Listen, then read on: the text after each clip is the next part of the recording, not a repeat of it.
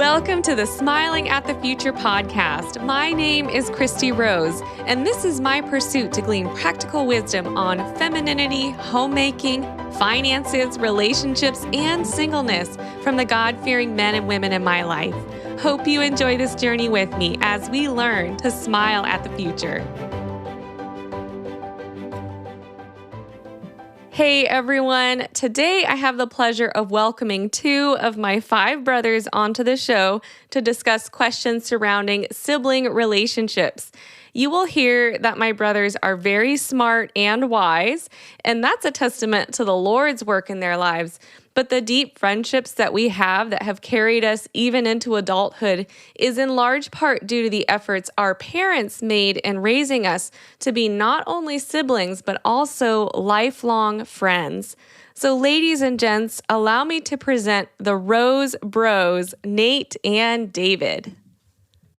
Hello, Nate and David. Thank you for agreeing to come on the podcast today. And I didn't even need to twist your arms into this. So thank you for making it so easy. But you guys are both more interesting than just to be labeled as Christi's brothers.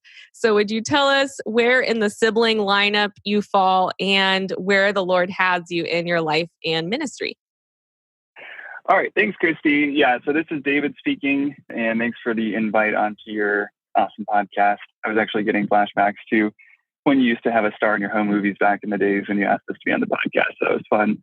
But yeah, so I'm the youngest of the 7 siblings, and currently I'm 30 years old. I live in Southern California, and currently I work at actually the same company Nate does, a company called Scorpion. And I have a wife and whose name is Belen. We've been married for almost 5 years now, and we actually just had our first child this year. We have a daughter named Hannah. She's just over 5 months old at this point. And I'm Nathan. It's a joy to be on the podcast again. For those of you who heard the last episode, you're probably aware that I'm a nerd. So I work at the same company David does, a local marketing company called Scorpion. I do data systems for them. And I am 3rd of 7 in the sibling order. So I have an older brother and older sister, and then there's a brother and then Christi, and then 2 more brothers. And I've been involved in the same church that Christi's at for, I think, 13 years now. I help out with the college and young adult Bible study there. A huge blessing to be involved in that church and to see what God's doing in people's lives. And joy to be on and talk with a couple of siblings about the topic of being siblings. And for his reference there at the beginning was because Nate, this is your 2nd time being on. And the first time you talked about how to protect your passwords and all things like cybersecurity. So if you need help with that, any of the listeners, go back and listen to it. It is a little more nerdy, but very, very practical. And that is what this podcast is about. It's about the practical. You can't get more practical than how to walk wisely in family relationships. And we've already covered being an aunt, being a daughter. And now in today's discussion, we're talking about sibling relationships. And if you don't have siblings and you're an only child, I would ask that you keep listening because much of what is shared will be useful in other interpersonal relationships in your life. So we're going to get the ball rolling with our first question. How did mom and dad help us in developing friendships with each other when we were growing up? I have a pretty fun early memory of this. I was the youngest in the house for about 6 years and kind of enjoyed my spot of attention. And I remember when the first little baby came, one every 2 years between 6 and 12, I remember having a conversation with my mom where she helped me figure out how I was processing the changes. It was fun, but different. And I think I was acting out and she helped me think through that you have another brother in the house and he's taking some of the focus, but this is a blessing from the Lord. This is why you're feeling that way, why you're acting this way. And for me, that was really helpful to just know how I was thinking through it and why this was a good thing. And then from then on, every time a new little sibling was added to the family, creative ways of announcing the birth, making it fun, we were all overjoyed and excited with every new little sibling that came. And it's just been such a blessing to see that play out over the years and see how God has used all the relationships and the siblings in each other's lives, how we're able to be best friends and make a huge impact. So it was neat how they really shepherded our hearts through that process, at least as being one of the older siblings. That was helpful. Yeah. And I was thinking I probably should share about the lineup in our family. I think I've shared this before on the podcast, but there are 7 children, 5 boys, 2 girls. And my parents had 3 kids. They thought they were done. And then God laid it on their heart to give that area of their life over to the Lord. And 6 years later, they had 4 more kids in 5 years. And my mom was pregnant up until she was 44. With David, the last in our family. So it's kind of fun. We have the older group of siblings, we have the younger group, but in a way, we kind of had that older person, that buddy, that person we looked up to. You guys weren't our parents, but you did help with some of the watching of the kids and playing with us growing up. So, yeah, so that context is probably going to be helpful as we talk about the topic of siblings. David, did you have anything you wanted to share? Yeah, no, I like to say, actually, it took mom and dad 7 tries before they got it right. But all joking aside, I'm very grateful that the Lord did put it on their heart to not stop with Nate and to continue having kids, because otherwise I wouldn't be here having this conversation right now. So I'm very grateful to that, and for who our parents are and the decisions that they made and trusting God with their lives and their future, which was unknown to them at the time. But yeah, so from my perspective as the youngest of the family, and sorry I stole the spotlight from you, Nate, or all 4 of us did, I guess, in some way. For this question specifically, I was kind of thinking back on all of the just family time that we shared growing up, and it was really cool. Like, people always ask me what it was like growing up as the youngest of 7 kids, and I tell them I have absolutely nothing to compare it to, because when you're the youngest, that's your entire reality. Like, you were never the only child or the youngest before another one showed up for a short period of time. So, but from my perspective, it was awesome. I mean, I had all these awesome older siblings that I could look up to, that I could learn from their examples, both bad examples and good examples, depending on the situation. But as far as how mom and dad really fostered our friendships and relationships with each other growing up, I think they were very oriented toward putting a premium on family activities and trips and doing things as a family. We were never really in a place or given opportunities to just kind of zone out and to stay in our own worlds. Growing up, we were always taking trips together, having meals together, sharing activities and quality outdoor time, which is looking back on it, I'm very thankful that we had all that. And our parents, they were wise in how they chose to kind of limit our activities too, in a sense, and limit the types of things that were in the home. So we didn't really like grow up being parked in front of a TV, or I guess these days it would be like an iPad. We were given the freedom and the flexibility to explore outside and to build relationships with each other through real experiences. Yeah, great points, David. That was very much our lives growing up, is a lot of playtime, a lot of interaction. And as older siblings, I know that our parents really encouraged us to invest in our younger siblings and each other, and to include younger siblings in trips or outings, camping trips, things like that, and to have that long view of life, that you were going to be our friends for the rest of our lives.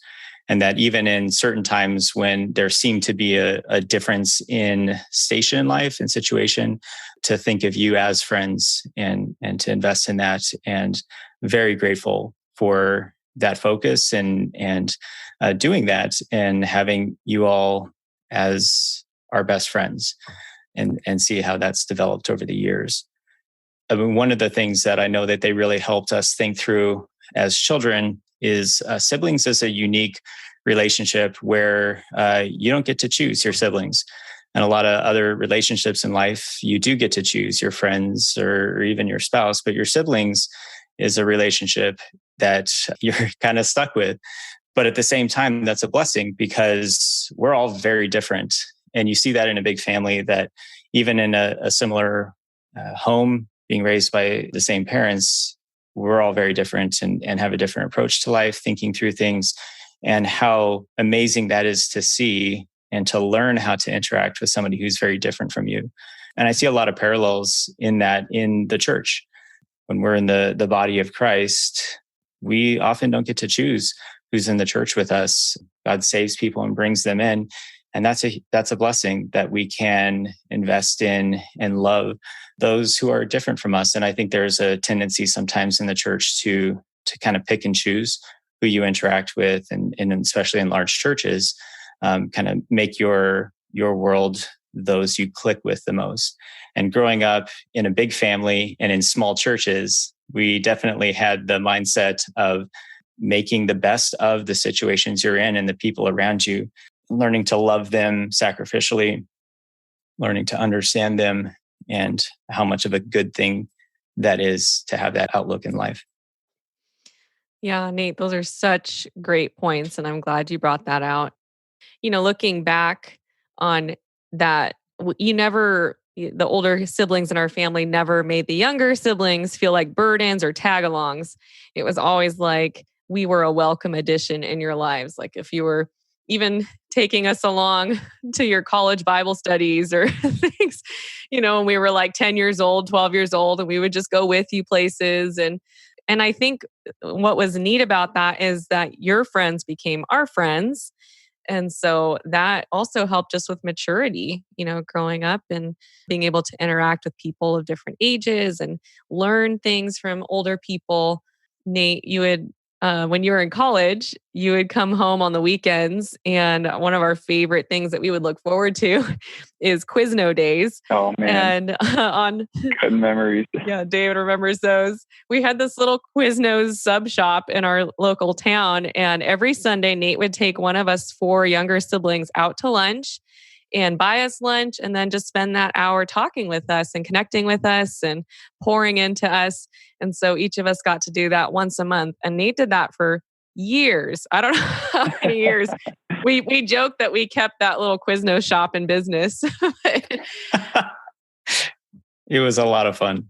Yeah. It was good company and good food. So yeah, but that, those times invaluable, just that investment and giving of your time that way. So yeah, I really appreciated that.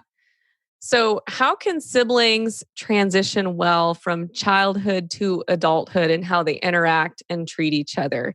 Can you leave room for people to mature and grow? And, we're not always going to treat David like the youngest in the family. So how do you think siblings can do that well?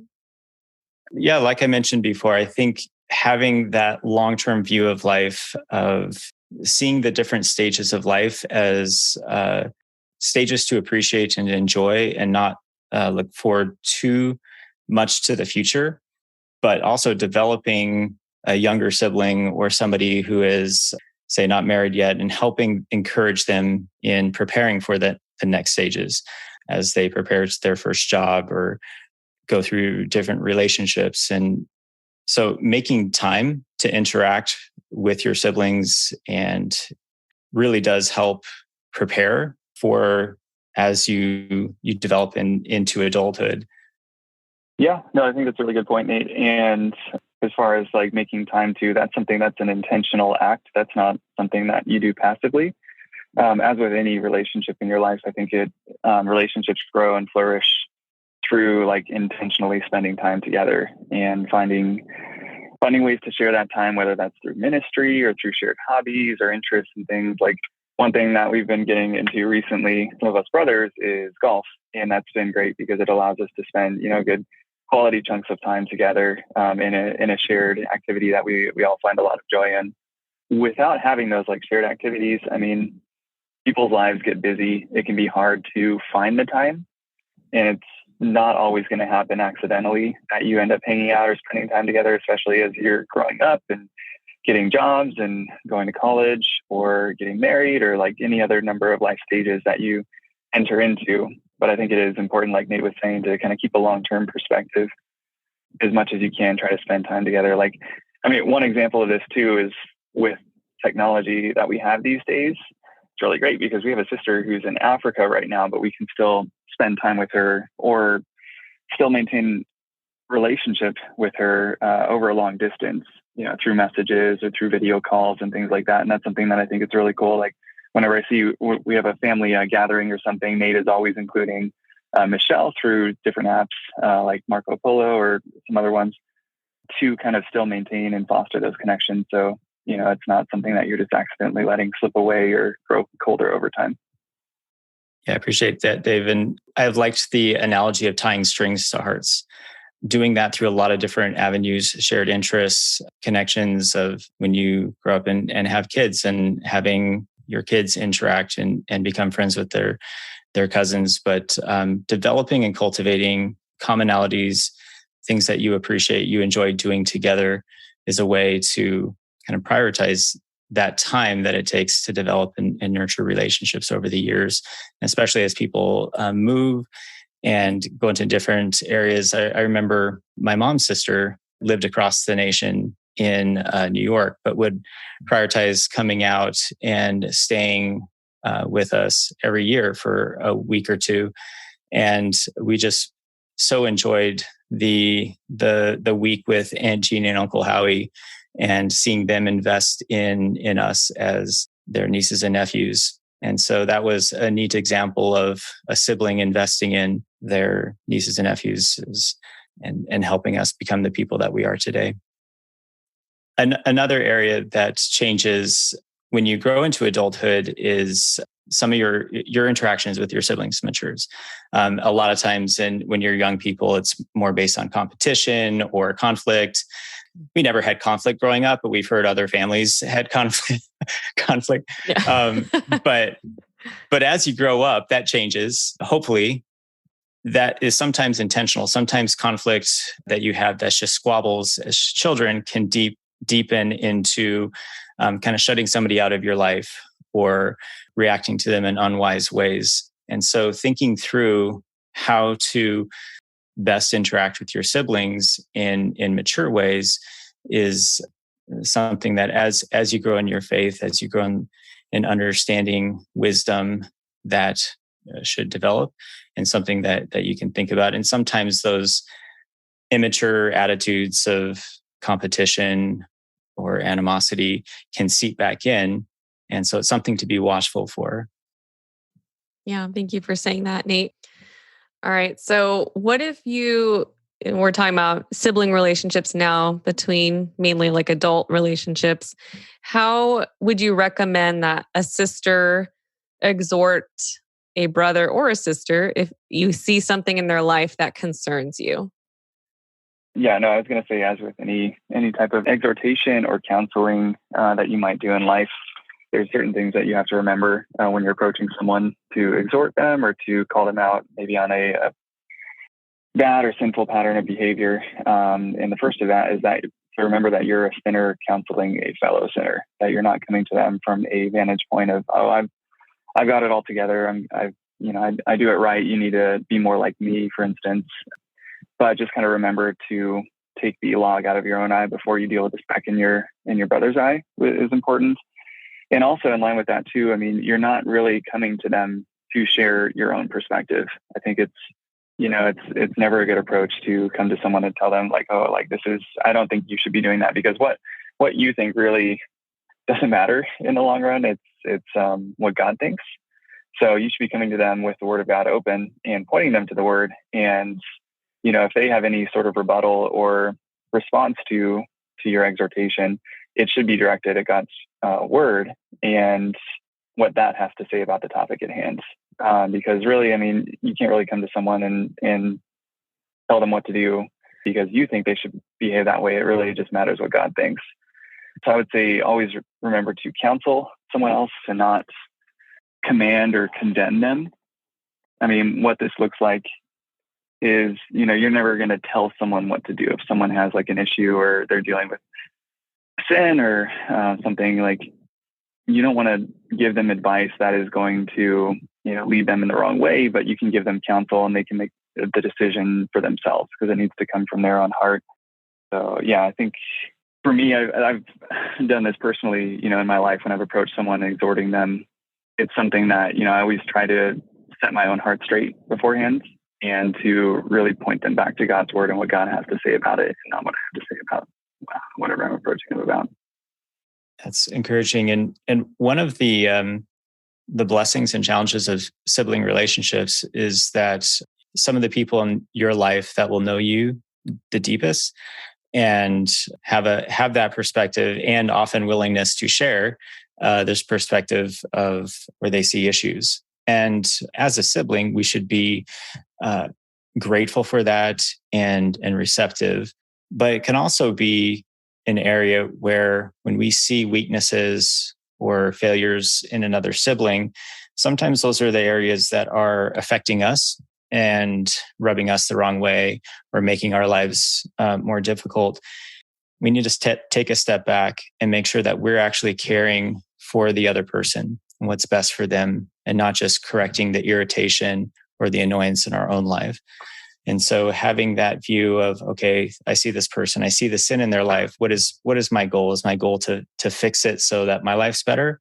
Or is my goal that they would be rid of this because it's going to affect them and their future?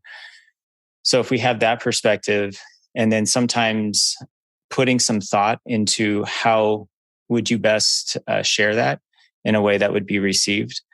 Sometimes it's easy to store up frustrations or observations like that into a time when it boils over and becomes, we kind of just download on somebody the issues that we see in their life. And often that's not a time when they're going to be receptive to it. So I would say if you see an area in a sibling, particularly if you're a sister and you have a brother, just be aware of that you would want them to get a hold of that area. We shouldn't be happy about the issues in each other's lives. I mean, that's what love is. We see issues in other people's lives, and well, okay, that doesn't affect me. I'm going to let it slide. But often we're not like that with our siblings for a good reason, because we care about them and we know where this bad pattern or laziness or something could take them in their life. So it's good to love them enough to share it, but to do so in a thoughtful and humble way, and not just, holding that in until it's the wrong moment. Also, just a word too for sisters who have brothers in the super fun, know-it-all 15 to 20 plus year range. Like it's not new to you.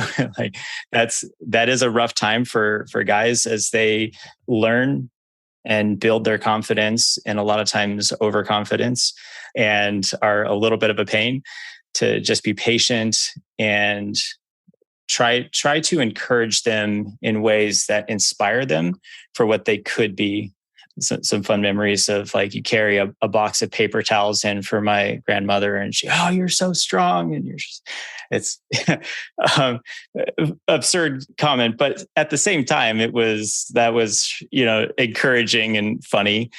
But make sure that you're encouraging the good things that you see and the patterns that you want to be developed, and that you're not just being a fault finder or looking for areas where they're not measuring up. And you're going to see those as a sibling, probably more than others, and be one to share that. So men thrive under encouragement, respect. And so if you're looking for faults or continually observing how they're not measuring up, that may have the reverse in what you're trying to accomplish there. Yeah. Nate, I'm glad you brought that out. I was going to talk about respect, and especially as you brought out that specific age range between 15 and 20, which Mom and I and Michelle went through with you guys. Yep. And just saw that those were the years where respect was really important for you guys, and specifically. And there was also, almost an allergic reaction to women telling him what to do.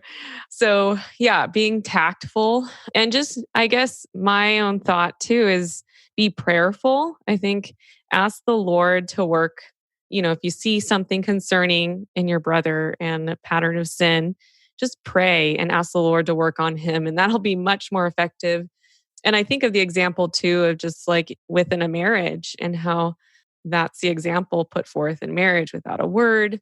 The wife is to pray and lead an exemplary life, and that speaks volumes. And so the same with your brothers, pray, lead a life that showcases the gospel, and ask the Lord to work on them.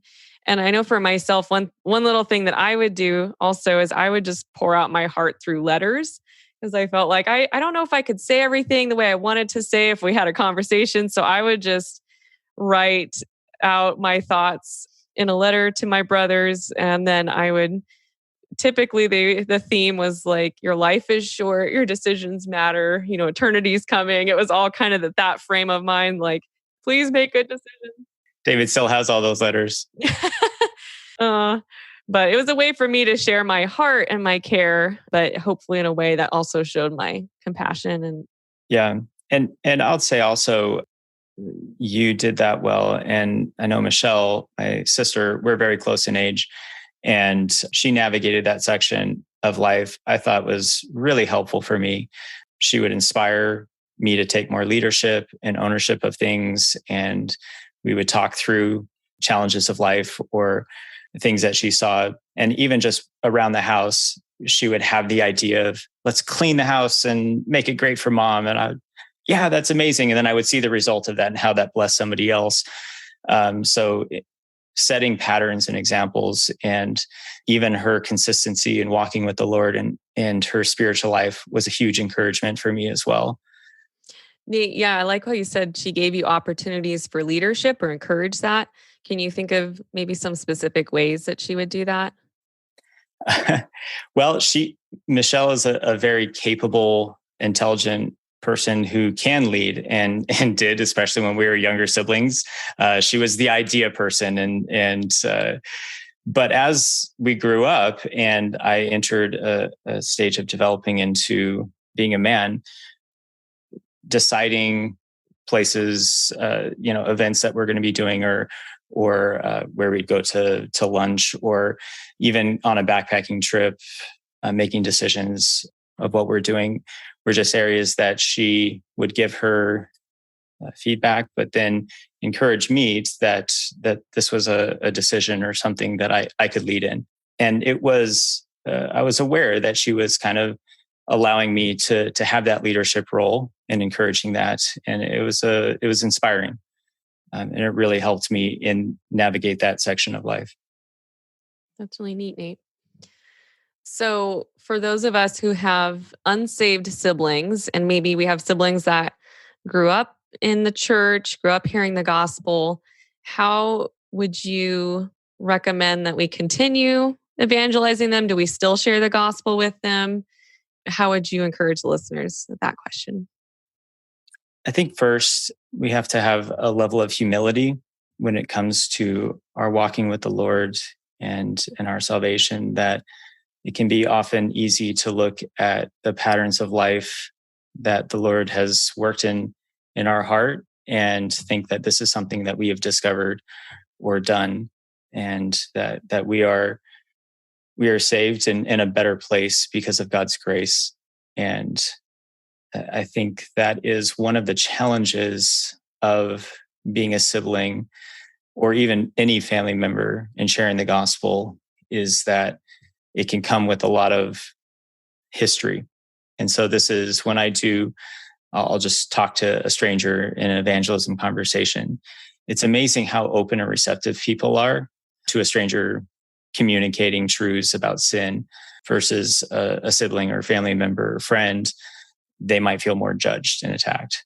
And just being aware that potential is there for a person to be defensive or to think back through history. So pride is just an enemy in those conversations.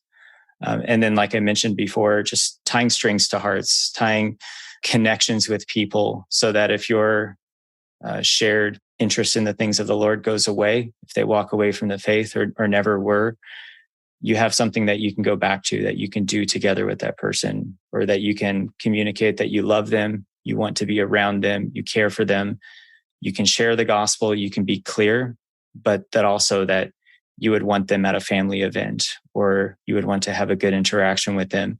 And you don't have to just pester them the whole time. If you've laid out the gospel and they know, then that's something that is just first communicate love and care, and that you're in their life, that you're not going to give them up, that they're your family, and you're going to be loyal to them and try to do what's best to help and to serve them.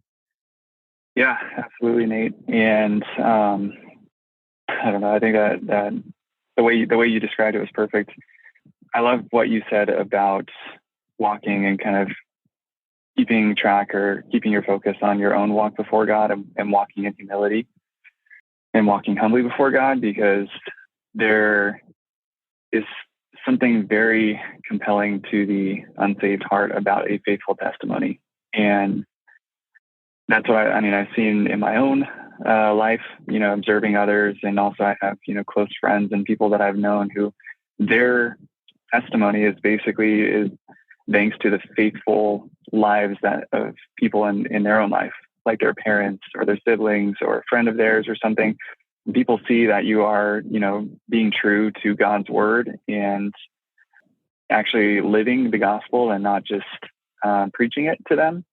I think that's something that, in a way, that is your ongoing witness to your unsaved siblings or those who you're close to. You may not always be verbalizing the gospel and speaking to them in every interaction that you have, but if you can be demonstrating it through your life, that's something that can be, inescapable to the unsaved heart when you see what the gospel has done in your own life and how God has transformed your own heart.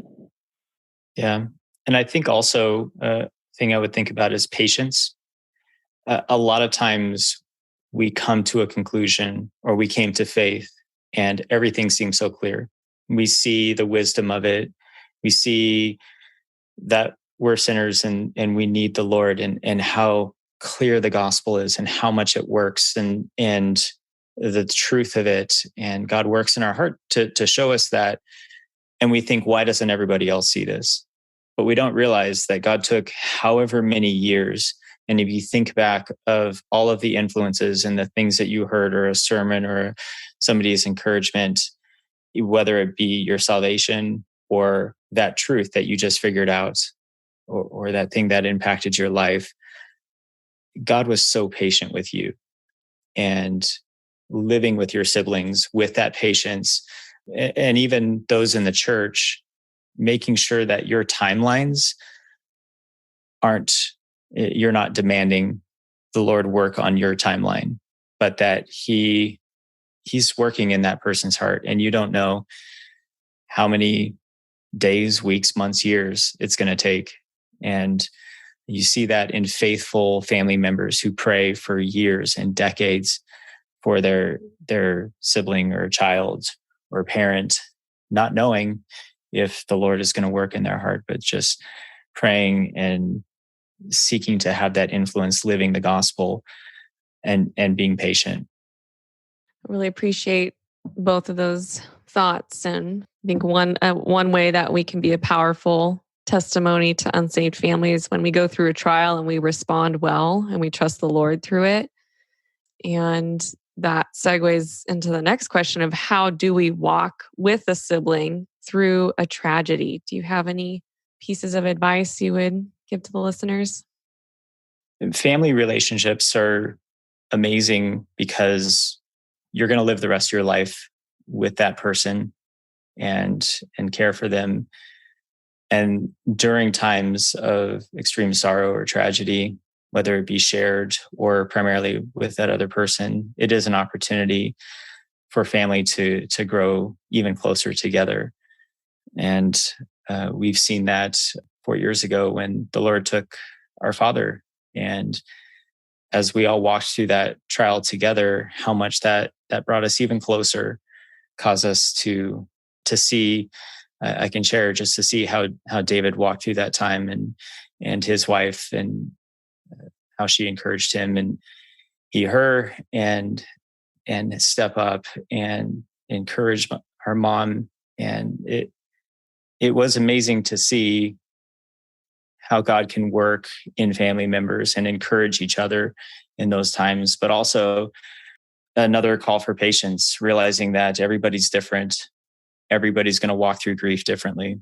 And we can't look at somebody else's behavior and project our own intentions onto that, but know that everybody's going to process things a little different, maybe in their time frames, and so just being patient with one another in those times. A lot of times of tragedy can include times of stress and figuring out circumstances, who's going to handle what. And those are opportunities for sin to crop up. So being watchful for that, not comparing, not having expectations over, I'm doing this person should do that, but just focusing first on love and patience, and just being there for that other person. Yeah, there's different types of tragedies too. There's tragedies that you share in the experience of. And like Nate was saying, that was like when our dad passed away, having siblings and having such a close family, and for me, a wife and like other people who you can lean on through those times is, blessing beyond words. But there's also those tragedies that you experience alone, and to some extent, like you don't share with your siblings. And really, it just depends on what the situation is and how you would approach it. I think it's not always that you will dive in and start trying to be a problem solver or an advice giver. One biblical example of this is in the book of Job, where after he's had everything taken from him, his friends show up and they don't just immediately start lecturing him, although that does come later. They first sit with him just for 7 days and 7 nights, and no one says a word, just feeling the deep pain that he feels in that moment and that deep sorrow. So, like Nate was saying, patience is important. Knowing when to give advice, when to refrain, when to be a shoulder to lie on. That's all things that come with wisdom and discernment, but it just varies. And there's different ways that you can help bear, your siblings' burden. It could be through just being there for them, being, someone who can talk to them and listen to what they have to say when they're ready to talk. It could be you're helping them with your resources or with your skills or with your time. Different ways that God gives us to be able to pour into each other's lives. Yeah, I think just the meeting of the practical needs too, lifting those burdens, whether it's helping with meals or house cleaning or giving a back massage, whatever you need to do. But just tangibly meeting needs when there's not a lot of head or heart space for them to be doing that. So stepping in practical ways. So how can siblings be an encouragement to their siblings who have children? Yes, David, how can we serve you? I feel like I can give you guys like a blueprint now of all the ways that you can serve me. And I'm kidding. Yes, exactly. That's exactly how I heard this question. No, my mind immediately after this question goes to Uncle Dave and kind of the influence that he's played in our lives. For those of you who don't know Uncle Dave, everyone calls him Uncle Dave, even people who are not in our family, because that's who he is. He's Uncle Dave.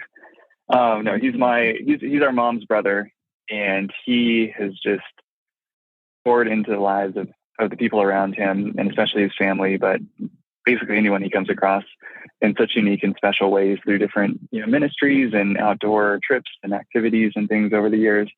But in our lives, he's just been an ever-present encouragement and just a great person for our family and for us as his nieces and nephews with all that he's done. I remember growing up, and one of the things I looked forward to most throughout the year was after Christmas. For New Year's Eve, we would go to his place and he would give us these gift bags of like all of these little knickknacks and things that he's picked up from his trips over the year. And for us, it was like Christmas round 2, basically, because we already had all our Christmas presents. But then we get this extra gift bag full of like Slinkies or random magnets or candy bars, beef jerky. JPL swag. JPL swag was a big one. That's where he worked. Yeah. So like, little things like that when you're younger, but also growing up with, someone like him in the family, and the impression that he left on us. I mean, he has a deep and abiding love for God's creation and for the natural world that God has created. And you see that in every area of his life through his fascination and through his desire to learn more about it, through science and through like studying how God made the world, but also what God has made too. He was always taking us on these trips growing up, and he even still, does it these days, what it called creation safaris, where, we would just go out and go backpacking or camping or to this unique part of the country or somewhere outdoors, where we get to see the beauty of what God created. And it's something that I kind of took for granted growing up, because I was like, yeah, everyone has an Uncle Dave. Like, this uncle is always taking him on all these awesome trips. But, the more people I've gotten to know over the years, it's kind of like, oh, like you grew up and it was kind of sad because you never went outside, or you never went camping, or, you never got to experience those kinds of things. And like, there's people who have no appreciation for, going out and going stargazing, for instance, seeing this amazing universe that God has created and placed us in, because they didn't have someone like Uncle Dave in their life. So as far as, how you can be an encouragement to siblings that have children, for me, especially, having a kid now, I would say just invest in their children's life presence as much as you can. I know everyone's got busy schedules and things, but, making time, showing up, being there, and then, doing what you can to inspire and encourage in your siblings' children's lives. Because as a parent, you have the primary influence on your children, but your siblings will have a peripheral influence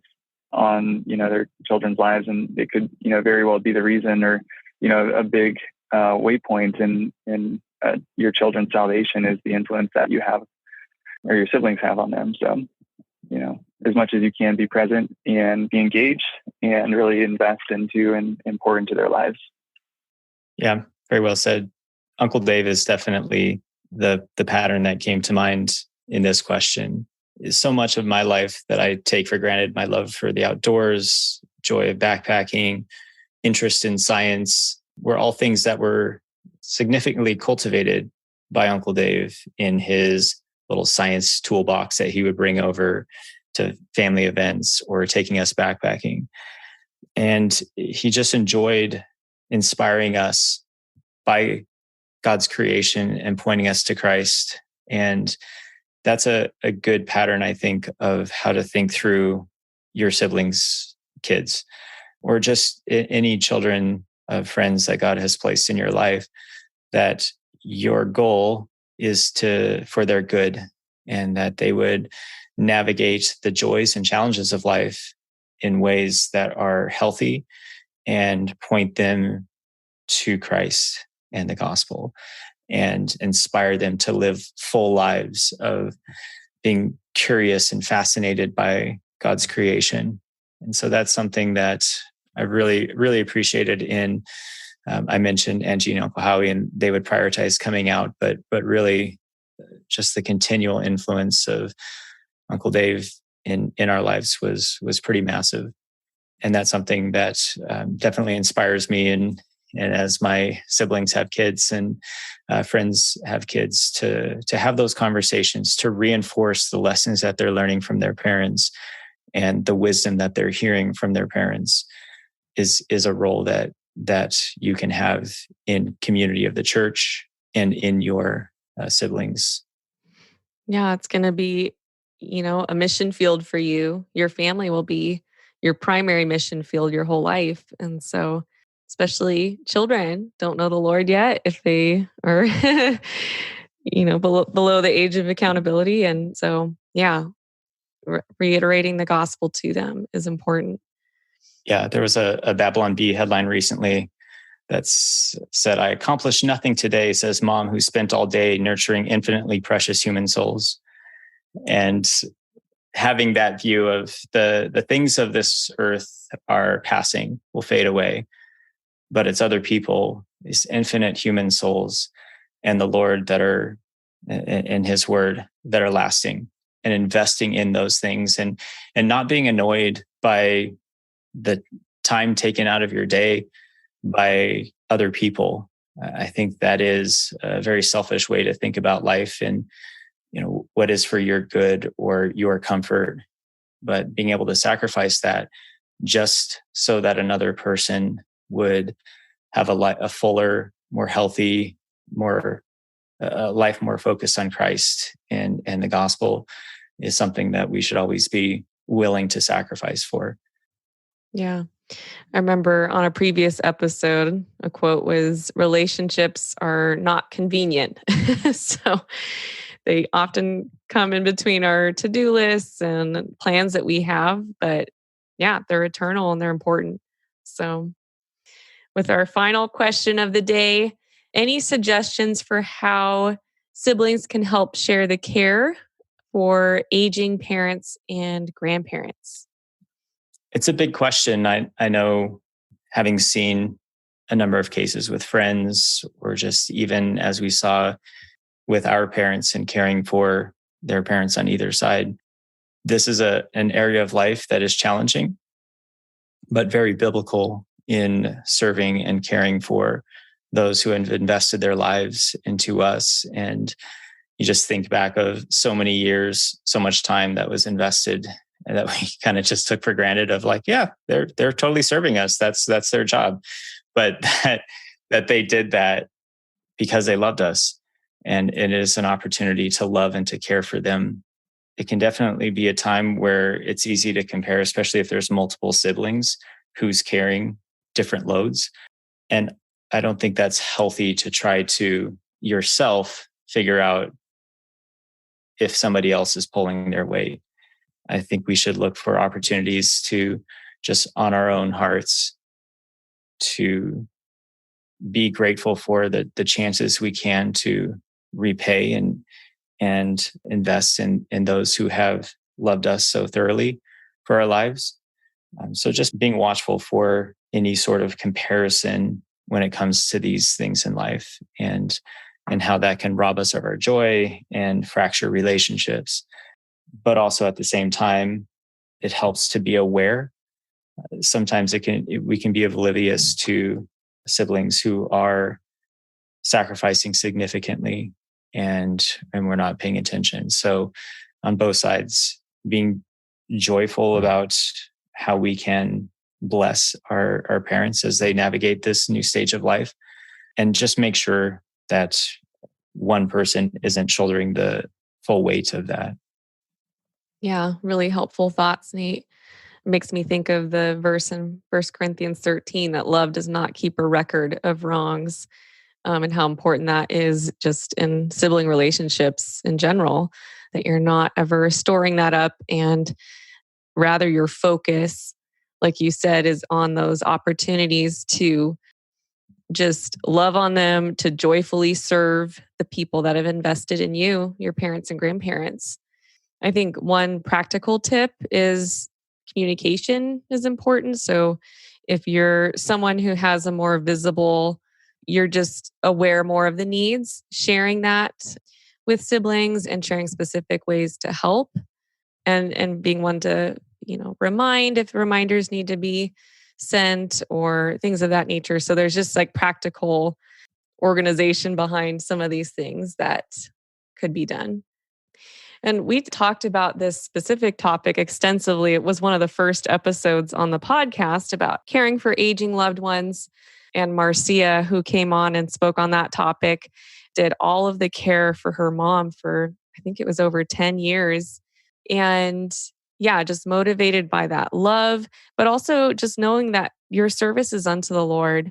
It's not to please men. I think that'll help as well as if you're just focusing on that. And it's one of those things in life that comes with a blessing, like God's promise. When you honor your parents, you will be blessed. And so knowing that should just motivate you and bring you so much joy in those service opportunities and help take the focus off of other areas for sin. 100% agree with everything that you guys are saying, both the practical and the more philosophical answers to that question. And yeah, I would say, it's something caring for your elderly parents, outdoing one another and showing honor. Like all of these things are very, core parts of the gospel and very specifically laid out in God's word. And are things that don't always come naturally or easily to us. Just like other commands that we've been given, such as loving those who hate you, praying for those who persecute you, things that are just they're contrary to human nature. And I mean, it's easy to kind of fall into the trap of thinking I'm doing my part, whereas everyone else, or, like I've done enough, like, in this situation, as opposed to thinking how much more can I do? Yeah, it reminds me of something Nate used to teach us at his Bible studies growing up. It's kind of like, in another way of looking at it, it's kind of like not how close to the line that you can get, it's how far away you can stay from it. Like you're not necessarily shouldn't be thinking about like what's the bare minimum that I have to do to uphold my responsibility. It's like how much more can I do in showing God's love to others and being the hands and feet of Christ. One more thought on this is it is a reality, like singles in the church that have a greater capacity to serve and to be involved in ministry. In sibling relationships, the siblings that are still single can often have a greater capacity to serve for aging parents and be there for them. And that can be a challenge, but it's also, you can view that as a blessing, just like having more opportunities to serve in the church can be a challenge, but it's also a gift that God is giving you of being selfless and involved in another person's life and making their lives better, making their lives, encouraging them in the Lord and helping them walk through the different stages of life. So if we change our mindset of that being a negative to being a positive, I think that can be helpful even in the challenges of walking through the different stages of life. Thank you, Nate and David, for sharing your life experience and wisdom. Nate, did you want to end with any closing thoughts today? Well, thanks so much, Christi. It was a joy to be here and to talk with you and David about this topic of siblings. It's one of the greatest blessings in my life to have 6 siblings that were close, we're good friends, we enjoy time with each other. And I'm very grateful for our parents of how they helped us navigate our lives to be friends and to follow the Lord. But also just a thought for, as we talked about earlier, the body of Christ being this family, relationships, marriage is a shadow of what God is doing in the church. And when the people came to him and said, your mother and your siblings are nearby, they want to talk to you. And he turned to his followers and he said, you are my mother and my brothers. And that being a encouragement that in sibling relationships, it's beautiful because we have this life that we can share, we can love, we can serve, we can enjoy each other. But it's also a blessing because it is a picture of the brothers and sisters that we are in Christ. And I have so many meaningful relationships in the church and honorary uncle status in some families. And it's just a blessing to see the parallels there, that we are going to spend eternity with our family in the Lord. And just a double blessing when your earthly siblings are also your heavenly siblings. And so I'm so grateful for you, Christi, and what God is doing through you with this podcast. And just a joy to be here. Hope some of what we said was an encouragement for others as they seek to walk through life with wisdom. Nate, I appreciate you so much. And I have learned so much from you. And I told you earlier that if I sound good on this podcast, it's because you bought me this microphone that I'm using.